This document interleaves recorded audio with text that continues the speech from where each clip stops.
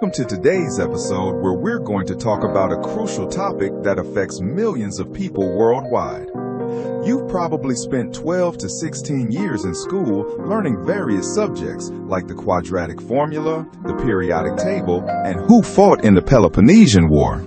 But do you know how interest rates work or why your savings account might be losing value every year? Today, we're going to explore the devastating lack of financial literacy and what you can do about it. The problem with financial literacy. Financial literacy is not rocket science. It's simply understanding money well enough to make smart decisions with it. Yet, a survey found that the average person believes their lack of financial knowledge costs them over $1,500 every single year. Think about that. 1 year. Multiply it by 10. Now let's talk about why nobody taught you this in school. The education system was designed for a different economy, where people worked one job for decades, retired with pensions, and didn't have to navigate endless financial products. But the world changed and the curriculum didn't. Another reason is that money is profitable.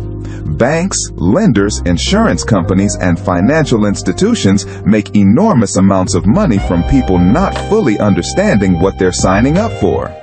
The costs of financial illiteracy. Let's make this practical. When people say financial illiteracy costs money, it sounds abstract, but it is not abstract. It's happening right now, every day, inside your accounts, your habits, and your decisions. Let's talk about the 4 costs of financial illiteracy.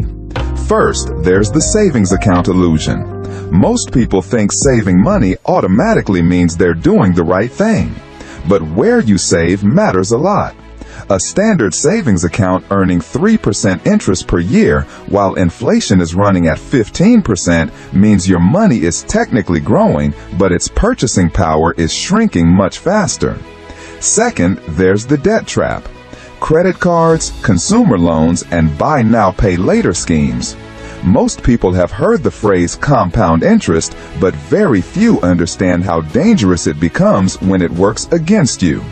When you owe money and only make minimum payments, it could take over 8 years and you may have paid nearly double the original amount. Third, there's not investing. Opportunity cost. Every financial choice has a hidden cost. Not just what you spend, but what you miss out on. Imagine 2 people. Person A, who starts investing at age 22, and person B, who waits until age 32. Who ends up with more money? Usually, person A. Fourth, there's financial products you don't understand. Many financial products are designed to make money from confusion. Hidden fees, interest clauses, penalties, and rollover traps. When you don't understand it, it's easier to overcharge you. The solution: financial literacy. The good news is that everything we just talked about is fixable. Financial literacy is not a talent, it's a skill that can be learned. The person who understands money makes better decisions. Better decisions create better habits. Better habits create wealth. Wealth creates options, and options create freedom. To achieve financial literacy, we need to build what I call the financial literacy stack. 5 levels. Level 1 is to know your numbers. Look through your bank statements and track everything. Subscriptions, food delivery, impulse spending, and everything else. You cannot manage what you cannot measure. Level 2 is to build a system. One of the simplest systems is the 50-30-20 rule. 50% for needs, 30% for wants, and 20% for your future. Every naira should have a purpose. Level 3, build an emergency fund.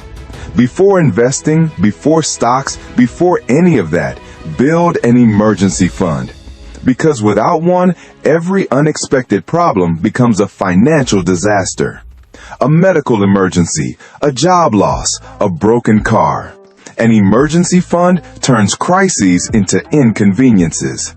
Aim for 3 to 6 months of essential expenses and start small if you need to.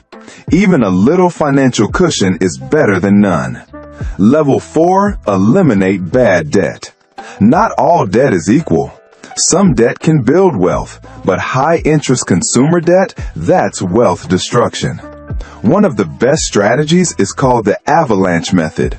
List all your debts from highest interest rate to lowest. Attack the highest interest debt aggressively while making minimum payments on the others. Then move down the list one by one, because the highest interest debt is costing you the most every single month. Level 5, invest. Eventually, you need your money working for you. And investing sounds scary to many people, but investing is simply giving your money a job. Think of investments like planting trees. You plant once, and over time, the tree keeps producing fruit. The earlier you plant, the longer it has to grow. And here are 4 concepts every beginner should understand. Number 1, diversification. Don't put everything in one place. Number 2, index funds. For most beginners, low-cost index funds are one of the smartest starting points. Number 3, time horizon. Investing is a long-term game. And number 4, consistency. You do not need perfect timing, you just need consistency. The deeper truth. Let's zoom out for a second. Money is not the goal. Freedom is. Money is just the tool. Financial literacy gives you security, it gives you options, it gives you the ability to say no to situations that trap you. Financial stress affects everything. Your sleep, your relationships, your confidence, your mental health. Financial literacy is not about becoming obsessed with money. It's about gaining enough control over it that it stops controlling you. That's why this matters. Your day action plan. So here's what I want you to do this week.